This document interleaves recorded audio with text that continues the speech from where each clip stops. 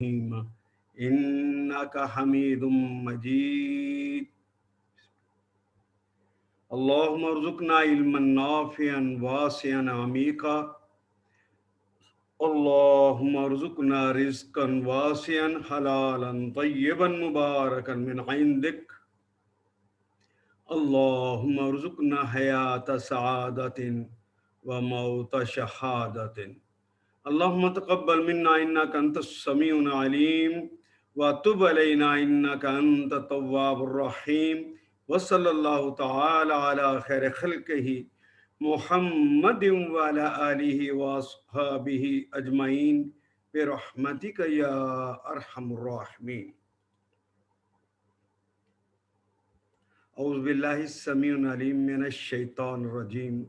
بسم اللہ الرحمن الرحیم. کتب علیکم الصیام کما کتب علی الذین من قبلکم لعلکم تتقون. صدق اللہ مولانا العظیم. کتبہ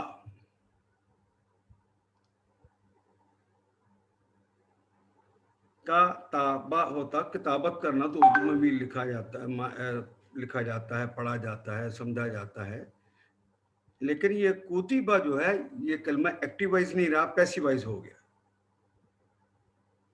لکھ دیا گیا. علیکم تم پر لکھ دیا گیا ہے. یہ کلمہ کتابہ پورے قرآن حکیم میں جب اس کے بعد کلمہ علی آ جاتا ہے تو کاتبہ کے معنی لکھ دیا گیا سے مراد ہو جاتا ہے فرض کر دیا گیا. کتب علیکم الصیام، صوم اور سیام کا کلمہ وہی ہے جسے ہم اردو میں، پنجابی میں، فارسی میں روزہ کہتے ہیں. کتب علیکم الصیام، تم پہ روزے فرض کر دیے گئے. کما کتب علی الذین من قبلکم، کما جیسے کہ، کتب جس طرح کے فرض کر دیے گئے تھے، الذین من قبلکم جو تم سے پہلے لوگ تھے. یہ روزے اللہ نے نہ صرف ہم پہ فرض کیے بلکہ ہم سے پہلے لوگوں پہ بھی فرض کر دیے. آگے بڑھنے سے پہلے یہ دیکھ لیں کہ یہ روزہ ہے کیا. یہ روزہ ہم نے رکھنا ہی کیوں؟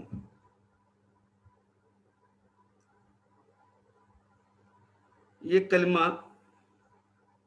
سائم یا سیام کا کلمہ، سائم تو کہتے ہیں روزہ رکھنے والے کو، سیام اور صوم کہتے ہیں روزے کو. نبی اکرم صلی اللہ علیہ وسلم کی آمد سے پہلے بھی عربوں کے اندر، جہاں پہ نبی اکرم صلی اللہ علیہ وسلم کی بعثت مبارک ہوئی ہے، ان کے اندر یہ کلمہ بڑا ہی معروف کلمہ تھا.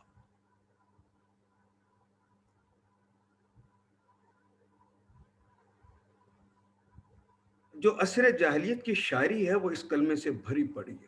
اس کے اوپر بہت سارے قصیدے لکھے گئے، ان کے نام ہیں جن کے اوپر یہ قصیدے لکھے گئے. وہ سارے سائم تھے جن کے اوپر وہ قصیدے لکھے گئے. یہ ہیں کون؟ آپ کو پتہ ہے کہ نبی اکرم صلی اللہ علیہ وسلم سے پہلے تو یہ عرب سخت وحشی قسم کے لوگ تھے.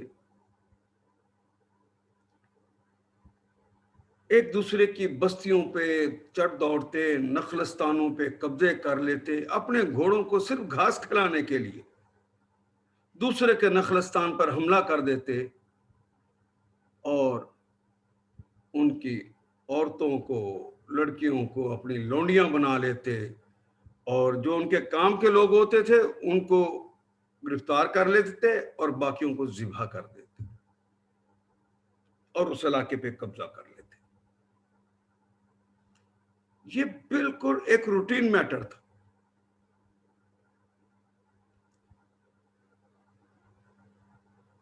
اب ہر قبیلہ، کون نہیں چاہتا کہ اپنے قبیلے کی حفاظت کرے؟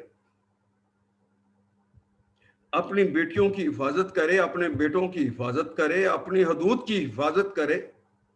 उस हिफाजत करने के लिए वो अपने दिफाई निज़ाम को इंतहाई खूबसूरत और मजबूत बना के रखते थे, ताकि कोई अगर हमला करे तो उसका मुकाबला पूरी कुव्वत से किया जा सके।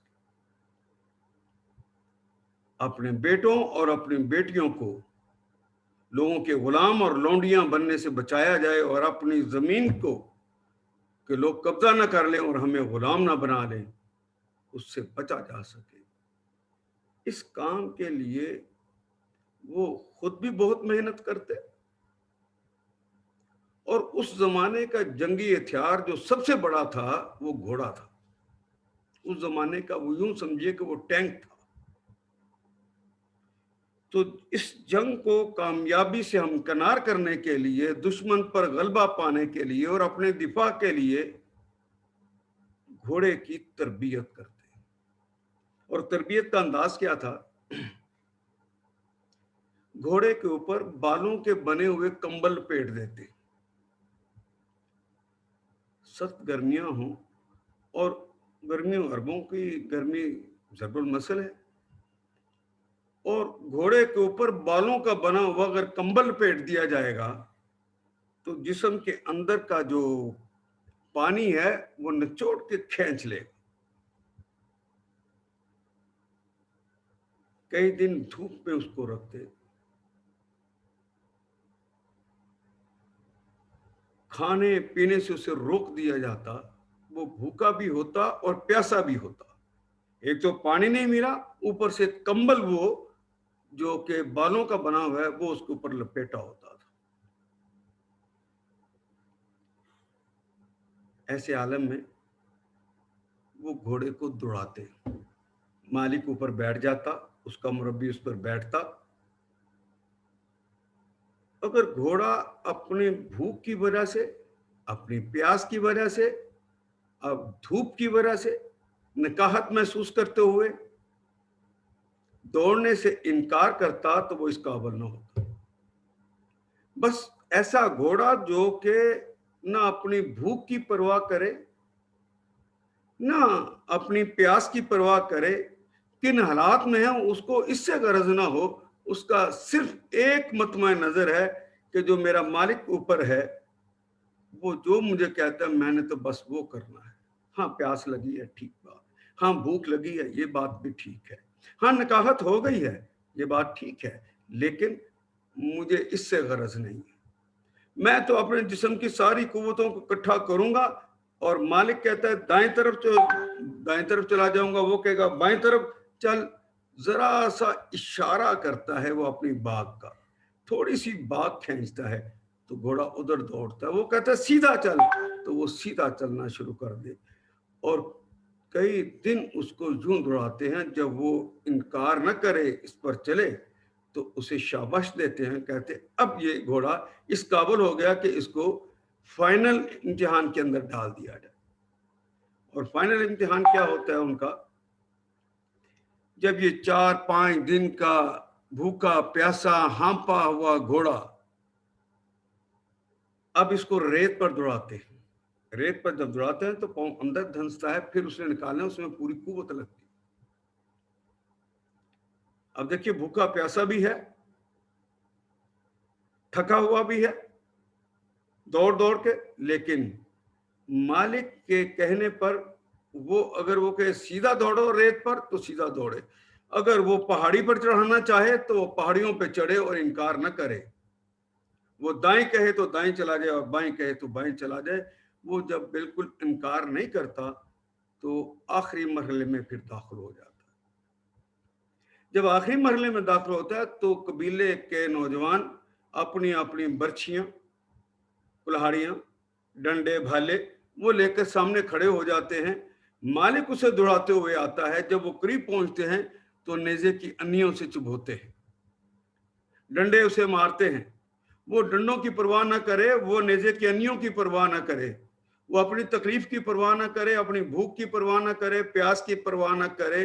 जिन हालात में है, वो जो अंदर की नकाहतें हैं ان کی بھی پرواہ نہ کرے کہ نہیں جو مالک نے کہا ہے میں نے تو وہ کرنا ہے. جب یہ اس کی عادت ثانیہ ہو جائے کہ میں نے صرف اپنے مالک کا کہنا ماننا ہے, جب وہ اس طرح ہو جائے تو مالک اس پہ خوش ہوتا ہے, اس کے گلے میں باہیں ڈال دیتا ہے, اسے بیٹا کہتا ہے, اسے ہریری گھاس کھلاتا ہے, خوش ہوتا ہے کہ یہ میرے قبیلے اور میری بیٹیوں اور میرے بیٹوں کے دفاع کے لیے کام آنے والا ہے, یہ میری حفاظت کا ذمہ دار بن گیا ہے, یہ دشمن سے بچا لے, ہمیں دشمن کے تسلط سے بچائے گا, یہ وہ ٹینک بن گیا ہے ہمارا.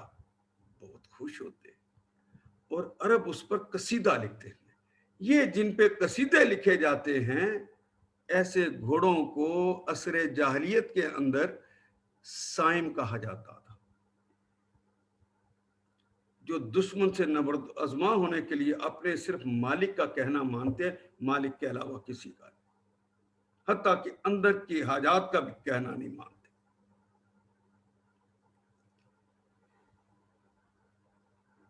میرا اور آپ کا ازلی دشمن جس نے میرے اور آپ کے امی ابو حضرت حوا اور حضرت آدم علیہ الصلوۃ والسلام کو کے ساتھ دشمنی کی اور انہیں جنتوں سے نکلوایا, اب تو وہ اپنے اللہ سے اجازتیں لے کر قوتیں لے کر آیا ہوا ہے. اس کے اپنے چیلے چانٹے اس کی اولاد بہت زیادہ ہے. صرف اتنا ہی نہیں, شیاطین الجن تو اس کے ساتھ تھے ہی, اب تو شیاطین الانس بھی اس کے ساتھ شامل ہو گئے. شیاطین جن اور انس کا وہ پورا لشکر لے کر ذریت آدم کے خلاف صف آ رہا ہے. انہیں اسی طرح کے ڈراوے اور لالچیں دیتا ہے اور انہیں اللہ کے حکم سے دور کرتا ہے, اللہ کے حکم ماننے سے انکار کرواتا ہے. یہ اس کا کام ہے تاکہ اللہ ان سے ناراض ہو جائے اور ان کی جنت ان سے ہمیشہ کے لیے چھوٹ جائے. یہ جنت سے نکلے ہوئے دوبارہ جنت میں جا نہ سکے. وہ اپنے مشن پر ہے. اللہ نے اپنے بندوں کے لیے ایک اہتمام کیا کہ جو میرا کہنا ہے, اللہ نے اپنے کہنے جو ہیں, اپنی باتیں انبیاء اور رسل کے ذریعے اور صحف کے ذریعے لوگوں تک پہنچائی, اور آخری نبی حضرت محمد صلی اللہ علیہ وسلم کے ذریعے ہمیں اپنے احکام جو دیے ہیں وہ قرآن حکیم کی صورت میں دیے ہیں. نبی محترم نے ان پر عمل کر کے دکھایا ہے. ان احکام پر چلنا ہے ہم نے. اچھا, یہ احکام پہ چلیں گے تو ہوگا کیا؟ کہا دشمن سے پھر بچو گے, ویسے نہیں بچ سکتے. تو ہمیں دشمن سے بچنے کے لیے یہ روزے رکھنے کی ترغیب دی, کیونکہ انسان کو بھی یہ شیطان جو ورغلاتا ہے دو حوالوں سے ورغلاتا ہے. اسے پتا ہے کہ یہ دو بھوکوں کے سامنے سرنڈر ہو جاتا ہے, ایک پیٹ کی بھوک, ایک شہوت کی بھوک ہے. پیٹ کی بھوک ہو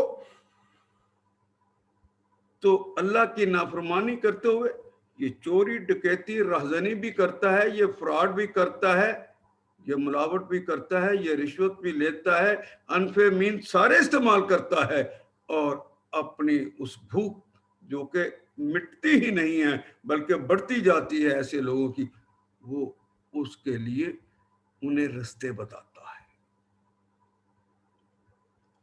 دوسری بھوک وہ شہوت کی بھوک ہے. اللہ جل شانہ نے کہا کہ ہاں یہ تمہاری ضرورت ہے, یہ تمہاری ضرورت ہے, کھانا تمہاری ضرورت ہے, میں نے تمہارے لیے یہ سب چیزیں پیدا کی ہیں. مرد کے لیے عورت اور عورت کے لیے مرد پیدا کیا. میں نے تمہارے لیے قسم قسم کے کھانے تیار کروائے ہیں، فصلیں اگائی ہیں، گوشت بہترین قسم کے تیار کروائے، ہر چیز میں نے تمہاری تیار کروائی، لیکن اس امتحان کے لیے جہاں شیطان بھوک اور شہوت کے ذریعے آزماتا ہے، تو میں پریکٹس کروانے لگا ہوں، تمہیں سائم بنانے لگا ہوں اس گھوڑے کی طرح، تاکہ تمہارا جو دشمن ہے، جو تمہارا دشمن شیطان ہے، اس کے حربوں سے بچ جاؤ۔ یا اللہ، یہ صبح سے لے کر شام تلک اللہ کہتے ہیں اتنے ٹائم پہ اب ان کو نہیں استعمال کرنا، پہلے میں نے ہی کہا تھا نا، تو میرے کہنے کی تم نے پریکٹس کرنی۔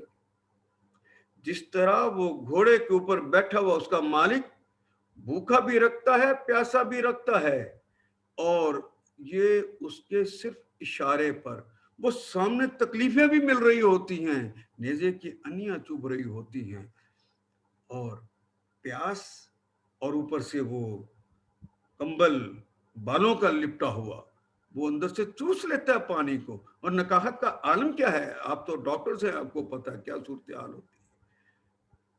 ایسی صورت کے اندر بھی وہ کہنا مانگتا ہے۔ ہم تمہیں کہتے ہیں کہ اتنے بجے سے لے کر اتنے بجے تک یہ تمہاری جو بھوک ہے کھانے کی،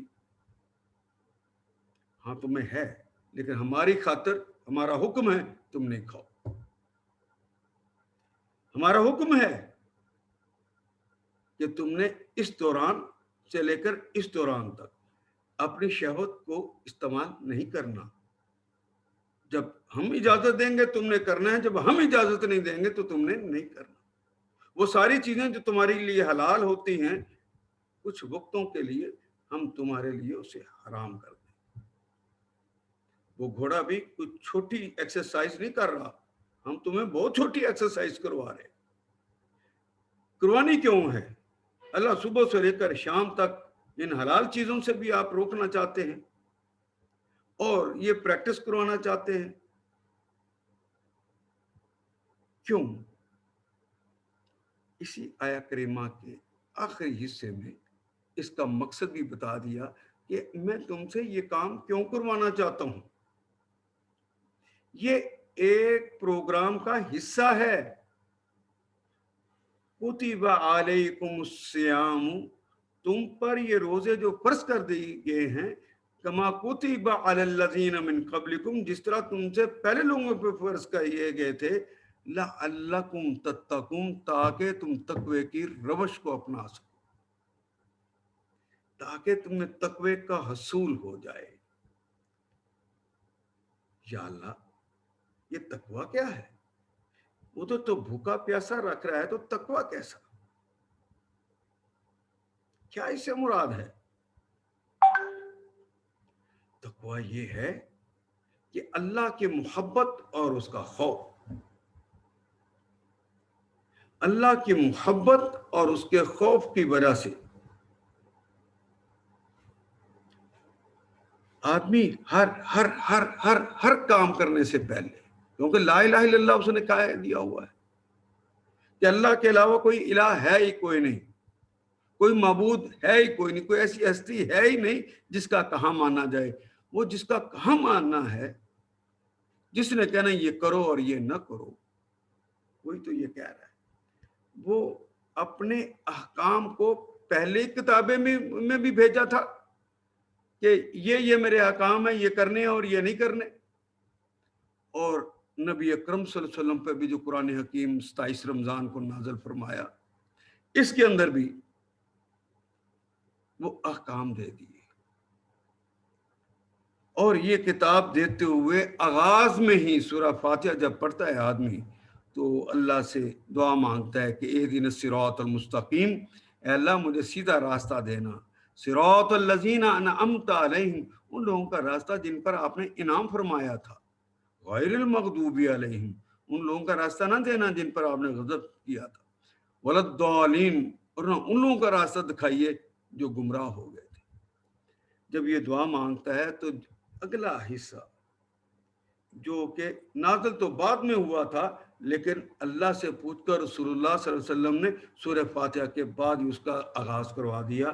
سورہ بقرہ کا آغاز بھی یہاں سے ہوا. اعوذ باللہ السمیع العلیم من الشیطان الرجیم بسم اللہ الرحمن الرحیم. الف لام میم. یہ تو حروف مقطعات کا صحیح علم تو اللہ جل شانہ. ذالک الکتاب لا ریب فیہ. آپ دیکھیں کہ ذالک الکتاب یہ وہ کتاب ہے لا ریب اس میں کوئی شک ہے ہی نہیں. فیہ سے پہلے بھی 3 نکات لکھے ہوتے ہیں اور فیہ کے بعد بھی 3 نکات لکھے ہوتے ہیں. یہ قرآن حکیم میں آپ نے پڑھا ہوگا. وہ ہدن سے پہلے لکھے ہوئے ہیں، یہ فیہ سے پہلے لکھے ہوئے. یہ دونوں جو نکات لکھے ہوئے ہیں اس کے باہر حاشیے کے اندر آپ پڑھتے ہیں معانقہ. ایک حکم ہے یہاں پر جو 2 جگہ پہ معانقہ کر رہا ہے، گلے مل رہا ہے. یعنی لا ریب فیہ یہ جو حکم ہے فیہ اس کے اندر بھی یہ عمل کر رہا ہے اور ہدن کے ساتھ بھی عمل کر رہا ہے، اس میں بھی کوئی شک نہیں.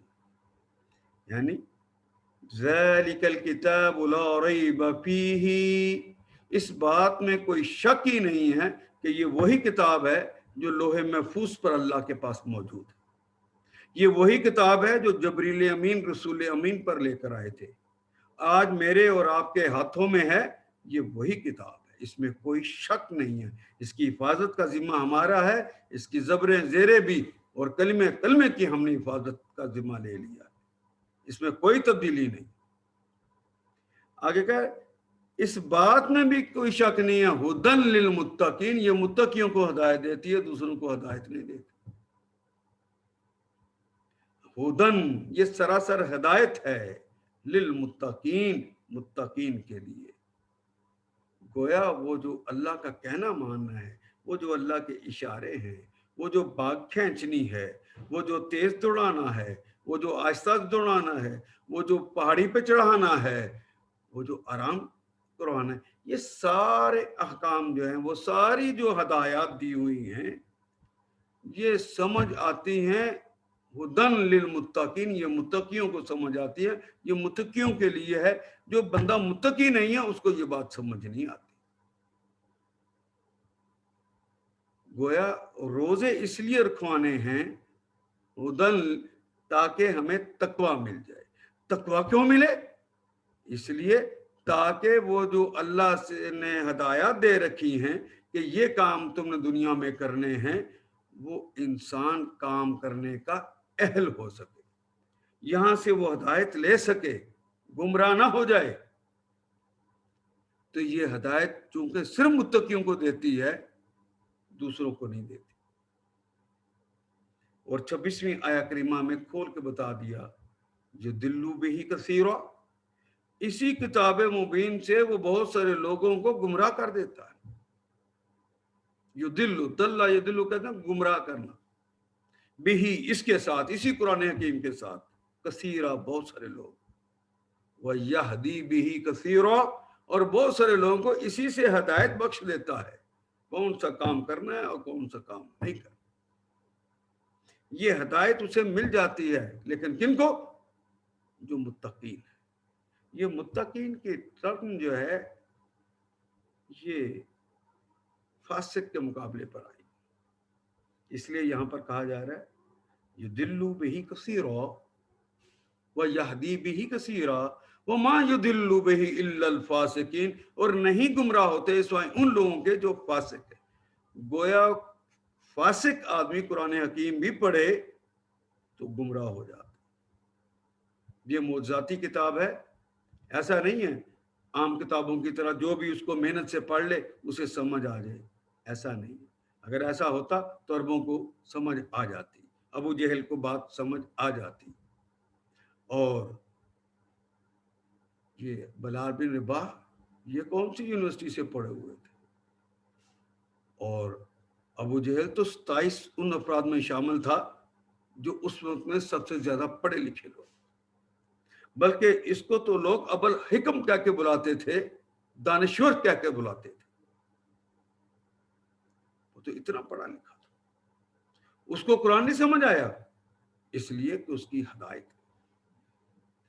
फासिक उस हस्ती को कहते हैं जो अल्लाह को तो मानता हो, उसके मानने के बावजूद वो कलमा भी पढ़ ले, कलमा पढ़ लेने के बाद ला इलाहा इल्लल्लाह उसने कह दिया है, लेकिन पढ़ लेने के बाद और मोहम्मद रसूलुल्लाह का इकरार कर लेने के बाद भी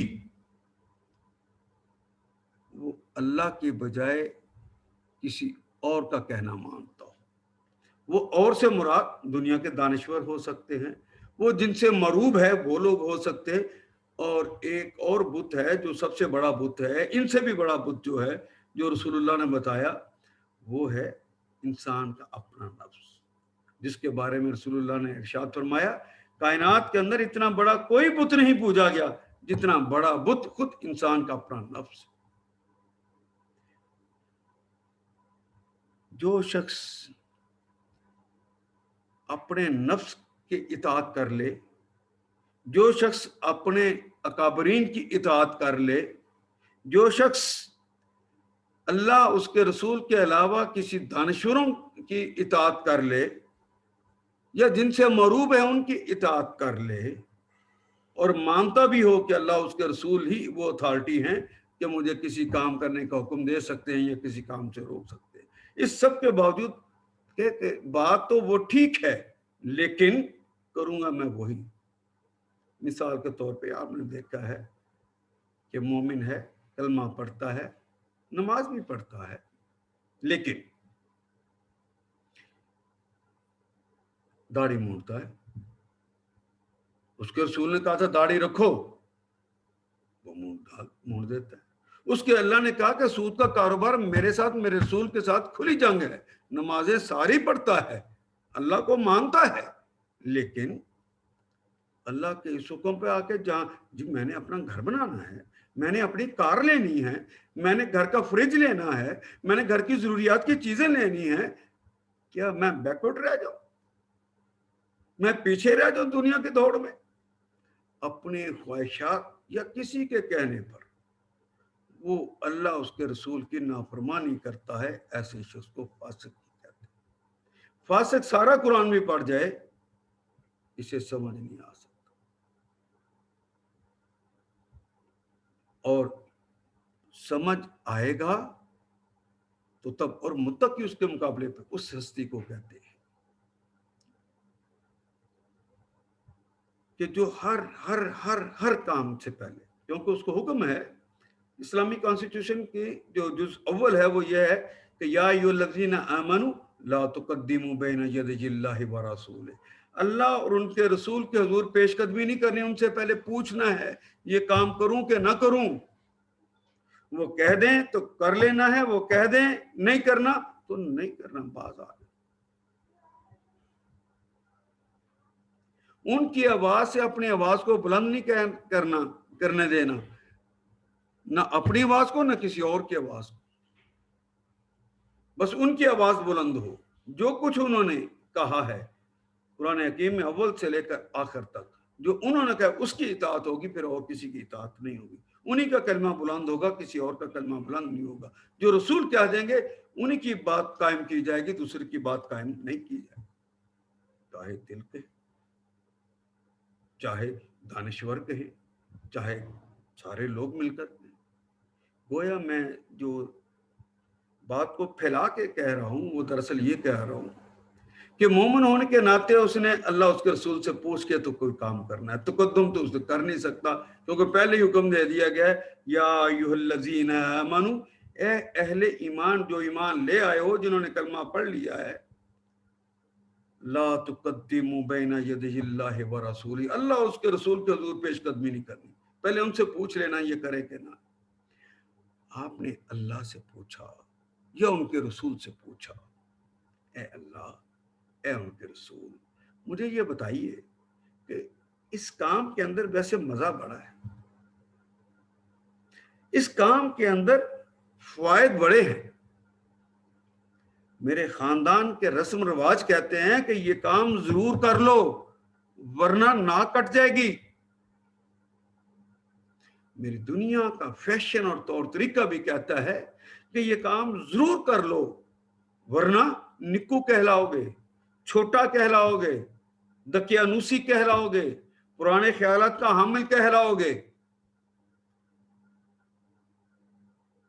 یا اللہ یہ کام کر لوں، جواب آ جائے اللہ کی طرف سے یا ان کے رسول کی طرف سے کہ نہیں کرنا، پھر جو شخص یہ کہے، جو اللہ کی محبت اور ان کے خوف سے ڈرتا ہوا یہ بات کہے کہ بھاڑ میں جائیں میرے مزے، بھاڑ میں جائیں میرے فائدے، اللہ نہ مجھے خاندان کے رسم رواج کی پرواہ، نہ دنیا کے فیشن اور طور طریقوں کی پرواہ، مجھے تو پرواہ اللہ جی صرف آپ کی ہے، بس آپ راضی ہو جائیں کسی طریقے سے۔ اگر آپ راضی ہو گئے تو مجھے سب کچھ مل گیا، بس آپ راضی ہونے چاہیے، مجھے کسی کی کوئی پرواہ نہیں۔ جو اپنی زندگی کو یوں گزارتا ہے ایسے شخص کو متقی کہتے ہیں، اور زندگی کی اس روش کا نام تقویٰ ہے۔ جو آدمی پھر یوں زندگی گزارے گا، تقوی کی روش کو اپنائے گا، قرآن حکیم اپنے معنی کھول کھول کھول کے اس کو بتائے۔ حضرات محترم، مسلم شریف میں حضرت عمر بن خطاب رضی اللہ تعالیٰ عنہ سے مروی ایک حدیث مبارکہ ہے کہ نبی اکرم صلی اللہ علیہ وسلم نے فرمایا، یہی کتاب ہے یعنی قرآن حکیم جو قوموں کو عروج دیتی ہے، اور یہی ہے جو قوموں کو زوال میں مبتلا کر دیتی ہے جو اس پہ عمل نہیں کرتے۔ تقوی کی روش ہوگی تو بات سمجھ آئے گی، بات سمجھ آئے گی تو آپ اس پر عمل کریں گے، اس کی محبت اور خوف سے۔ یہ تو میرے جیسے لوگوں کا خوف ہے، اور اللہ والوں کا خوف یہ ہوتا ہے کہ اللہ مجھے بتائیے میں کیا کروں، کہیں ایسا نہ ہو کہ میں آپ کی نظروں سے گر جاؤں، میرا مقام ختم ہو جائے۔ وہ اس ڈر سے وہ کام کرتے ہیں، اور جب وہ اس ڈر سے اللہ کا کہنا مانتے ہیں، گویا کتاب اللہ کا کوئی حکم، کوئی آرڈر اسے دائیں طرف جانے کو کہے تو وہ دائیں طرف چلا جائے، وہ بائیں طرف کہے تو وہ بائیں طرف چلا جائے، وہ جان کی بازی لگانے کو کہہ دے تو جان کی بازی پہ تیار ہو جائے، بس تو راضی، وہ کہ تو ایسا کام کر لے۔ صبح سے لے کے بھوکا پیاسا رکھا کے کہا تمہیں تقویٰ ملے گا۔ یہ پریکٹس دراصل ہے نا، پانی پی لوں نہیں، روزہ رکھا ہوا ہے کھانا کھا لوں بہت بھوک لگی نہیں، بیوی کے پاس چلا جاؤں نہیں، یہ کام کر لوں، تھوڑی سی دکان پر بیٹھا ہوں ترازو کو گڑبڑ کر دوں، کچھ ملاوٹ کر لوں۔ ایمان اور احتساب سے روزہ رکھنا ہے نا، تو آپ کر لوں، کیا جواب آئے گا؟ یہ ایمان اور احتساب سے روزے ہو گئے۔ جس نے یوں ایمان اور احتساب سے روزے رکھ لیے،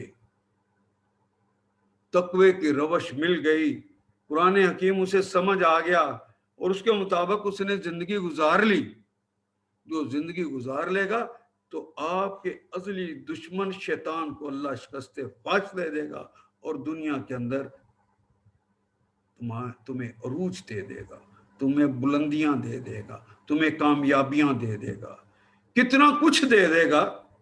بادشاہ سے اگر کوئی چیز مانگتا ہے آدمی، یا بادشاہ اے حکمران اے دینے والے مجھے دولت دے دے، وہ دولت دے دے،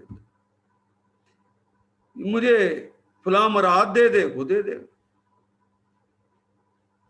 لیکن اگر کوئی بادشاہ سے بادشاہ ہی کو مانگ لے تو کچھ مانگنے کی ضرورت رہ جاتی ہے، پھر سب کچھ نہیں تو آپ کی جھولی میں آ گیا۔ اور ایک حدیث مبارکہ متفق علیہ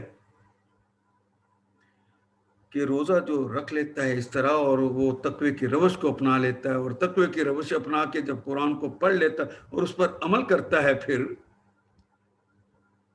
تو اس طرح جو روزہ رکھا گیا تھا اس کی پریکٹس کے نتیجے میں جو یہ سب کچھ جو ہوا ہے، اللہ کہتے ہیں آنا اجزی بھی، ایک روایت یہ ہے، اس کی جزا میں دیتا ہوں، باقیوں کی بھی تو جزا اللہ ہی دیتے ہیں، بعض لوگوں نے اس کا ترجمہ کیا ہے، لیکن دوسری ایک قرات ہے اس کی آنا اجزی بھی، اس کی جزا میں خود ہوں، گویا اپنے شہنشاہ سے شہنشاہ کو مانگ لیا۔ اب جنت مانگنے کی ضرورت رہ گئی؟ جنت خود بخود آپ کے پاس آ گئی، کیونکہ اب اللہ جس طرح وہ مالک جو ہے گھوڑے کے اوپر، سائم کے اوپر گلے میں باہیں ڈال دیتا ہے، اس کا منہ چومتا ہے، اسے پیار کرتا ہے، اسے بیٹا کہتا ہے، ہری ہری گھاسیں کھلاتا ہے اور اس پہ سیدھا کہتا ہے، پھر اللہ بھی آپ کا تذکرہ کرتا ہے، آپ سے اچھی مجلس میں اس کا تذکرہ کر رہا ہوتا ہے، آپ کے بارے میں باتیں کر رہے ہوتے ہیں۔ شیطان یہ کہتا تھا کہ یہ دنیا میں فساد کرے گا، یہ دیکھو تقوی کی روش کو اپنانے والوں نے میری کتاب کو پڑھ لیا ہے، اس پر عمل کر رہے ہیں، تکلیفیں ہیں تب بھی کر رہے ہیں، خوشیاں اور خوشحالیاں ہیں تب بھی کر رہے ہیں، ہر حال میں مجھے یاد رکھے ہوئے ہیں، دیکھو تنہائیوں میں مجھے یاد کر کے رو رو کے مجھ سے معافیاں مانگ رہے ہیں۔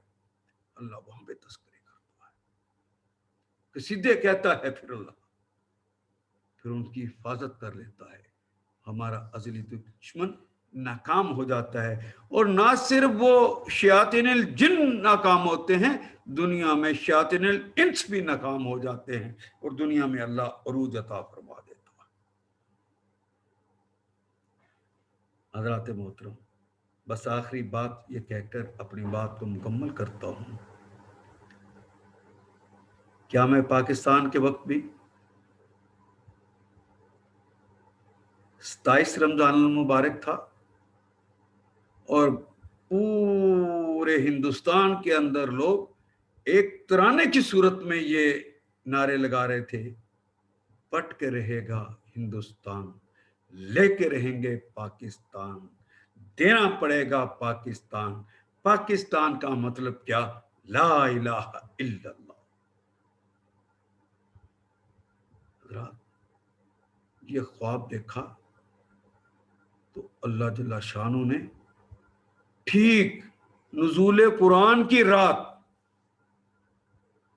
27 رمضان المبارک کو حالت تقوی میں تمہیں عطا کر دی،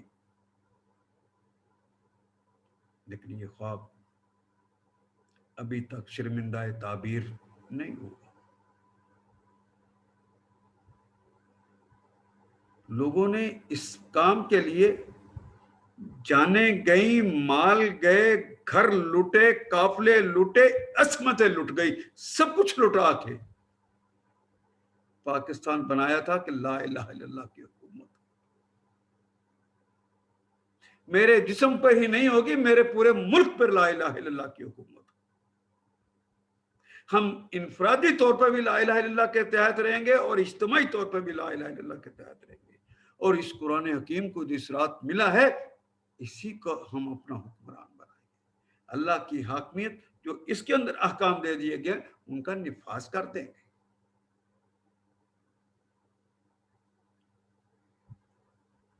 حضرات، یہ روزے رکھ کے کام تو یہ کرنا تھا کہ تقوی کی روش کو اپناتے، تقوی کی روش کو اپناتے تو اللہ آپ کو اپنی کتاب کے معنی کھول کے بتاتا، اور اللہ کی کتاب کا یہ نظام زندگی جس کا نفاذ کرنے کے لیے هو الذی ارسل رسولہ بالہدی ودین الحق لیظہرہ علی الدین کلہ ولو کرہ المشرکون، چاہے مشرکوں کتنا ہی ناگوار گزرے، یہ جو قرآن کے احکام ہیں ان کا نفاذ کر دو، یہ حکم تھا ہمارے۔ ابھی یہ خواب شرمندہ تعبیر نہیں ہوا۔